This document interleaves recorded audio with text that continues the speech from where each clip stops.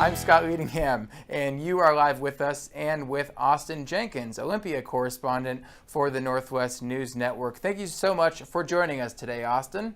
It's great to be here. Thanks for having me back, Scott. Well, we're going to dive right into it, talking about some prison issues in the state of Washington, amongst others. But if you have a question, if you're joining us for the live stream, go ahead and leave those in the comment section, and we'll try to get to them here or afterward if we can. Austin, jumping right into it first. So how is the food in prison? Not because you were in prison recently, but because you did some reporting on it, specifically in the Walla Walla Penitentiary, the Washington State Penitentiary, a hunger strike. Tell us what was going on there.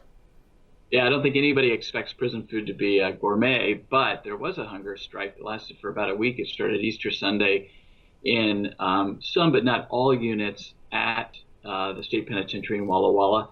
About half the inmates were participating, and the issue that they have with the food is twofold. One is that they were complaining that the food is being warmed under warmers for lengthy periods of time, and that by the time it is served to them in their units, as opposed to going to a mess hall or a chow hall, the way it works at that prison because of the way it's designed is they're actually taking the food into the units, as I understand it, and that they said by the time it got there, the food was inedible.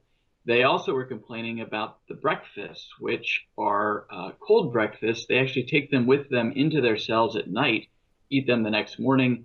It includes some cereals, some dried milk, a breakfast bar, maybe some toast or bread and peanut butter, but not a hot breakfast. So that was the nature of the strike.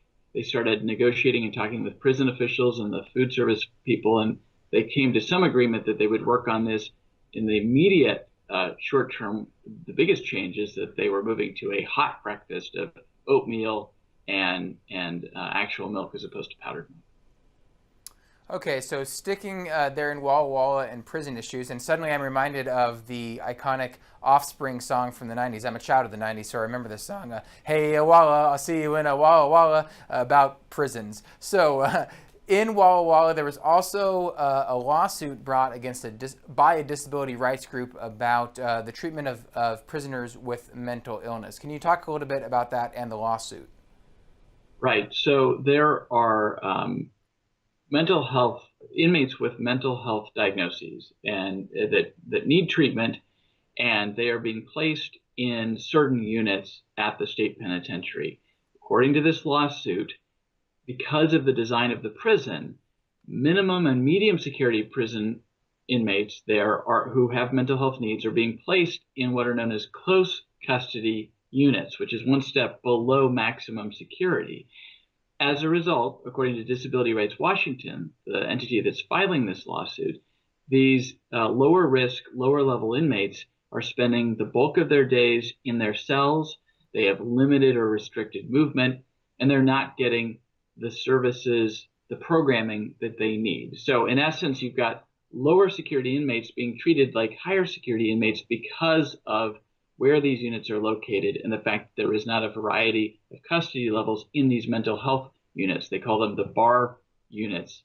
That's an acronym for the names of these units at the state penitentiary. The lawsuit is alleging that these conditions violate the Americans with Disabilities Act.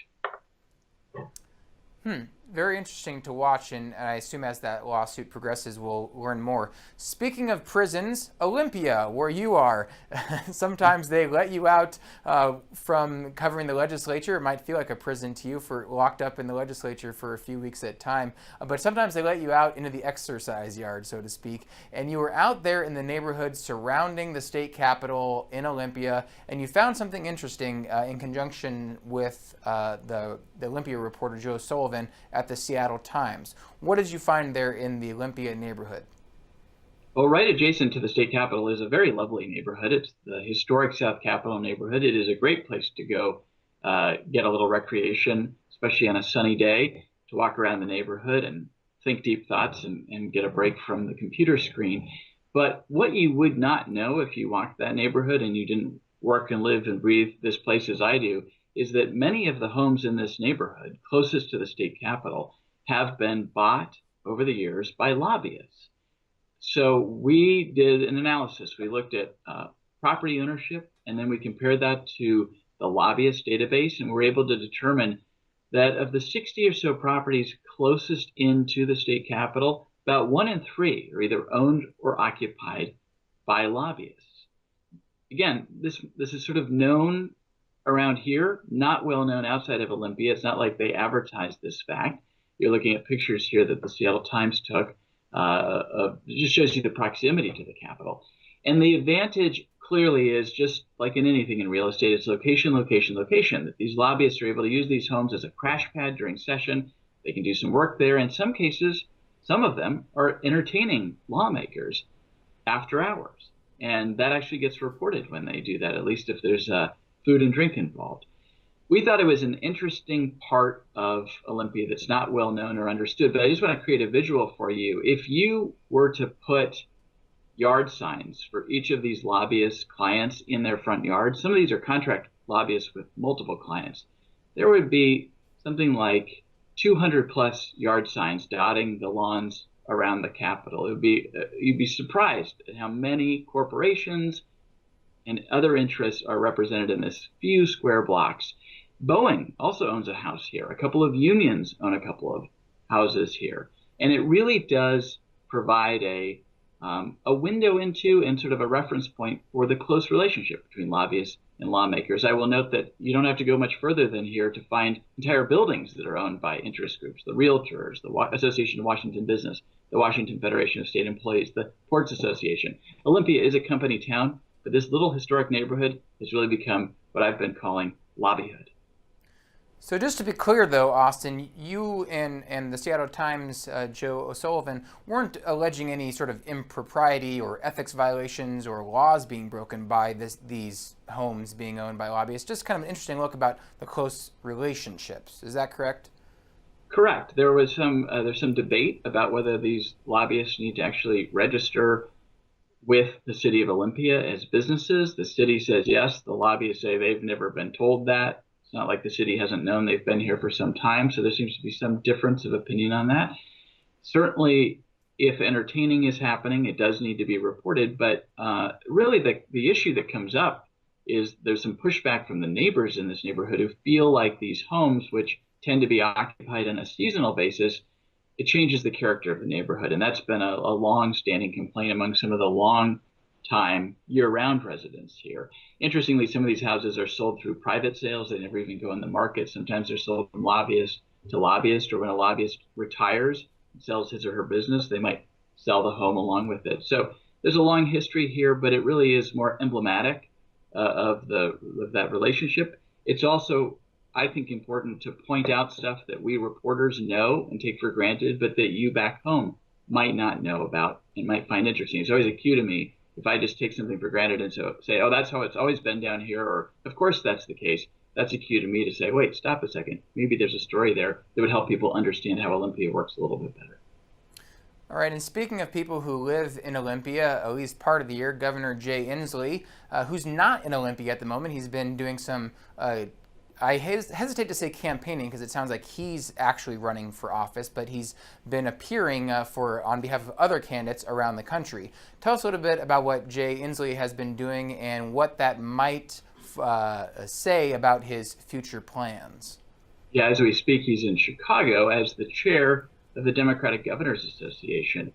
This is a relatively new, high-profile and national role for the governor. These days, Democrats are at an all-time low in terms of the number of governorships that they hold nationwide. I think it's about 16. They're looking to make some inroads this year to pick up some governorships that are currently held by Republicans. I think there's about 36 governor's races nationwide. And Inslee is out there now raising money on behalf of the Democratic Governors Association. He's been doing that for several months. But last week he was in Las Vegas doing some actual campaign events, public events on behalf of the effort there where there's a governor's race. He was talking about guns and gun violence and his proposals for some additional gun control. Seeing video here from the press conference he attended at the University of Nevada, Las Vegas. The governor has been talked about as a potential candidate for president in 2020. He has so far brushed aside those ideas. He has told me he's not running. At other times he just hasn't answered the question directly. There are those who think he might have ambitions, presidential ambitions. This is certainly giving him a platform, a national platform, where he's getting to meet with major Democratic donors all over the country, and certainly getting a higher profile in the media because he's doing more interviews. We shall see what it leads to personally for him down the road, but certainly right now he is very much in the fray for these 2018 elections, at least as it relates to gubernatorial elections around the country.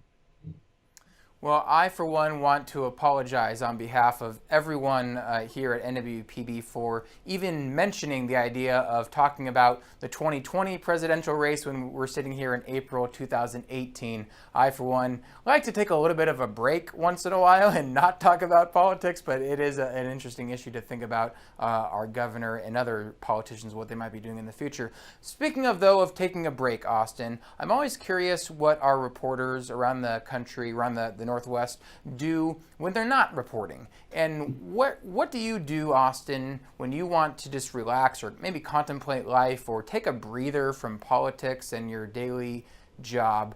Is there a spot in the Northwest where you go with the family or maybe by yourself to really disconnect from your job?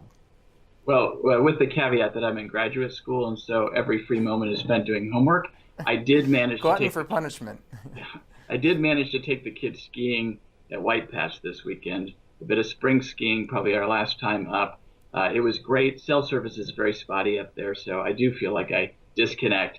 And as much as I like the ski runs down, I have to say, as a dad who's busy, I really appreciate those lift rides up with my kids, one on either side. We get to actually have a conversation, be outside. It was blue skies and beautiful, and so that's what I do to disconnect a little bit, at least as long as there's snow in the mountains. And I appreciate you asking. I'm the same way. When I want to get away, I go skiing as well. Here you go. Send us your favorite skiing or snowy landscape pictures as winter melts away literally in the Northwest. You can submit those. I'm going to do a shameless plug here. Submit those to our Tumblr page, nwpb.tumblr.com. Maybe I screwed that up. I apologize. Just search Tumblr for Northwest Public Broadcasting, and you'll find it. As well as any other. Yeah, exactly. Any other beautiful landscapes from around the Northwest. Austin, real quickly, as we wrap up here, anything that you're working on that you think is really fun or interesting that you might want to preview real quickly in the coming weeks or months? There's a lot of things I'm working on. I don't necessarily want to talk about them all at this very moment, but I will tell you that certainly we're focused on the 2018 elections coming up, thinking a lot about continuing to cover how Washington's gun laws work, and particularly the background check system in this state, which is something that I've been reporting on for several months now. What I always say is once the legislature goes home, once the legislative session is over, there's really an opportunity to dig into what the state agencies are doing and to start to look at stories outside of Olympia. And so I'll keep doing that. There's certainly, they call this the interim, but I really see it as the opportunity to do some really good digging, some good enterprise reporting, and hopefully bring stories to you that the things you didn't know were going on, things that help you understand your state government better and ideally move the needle.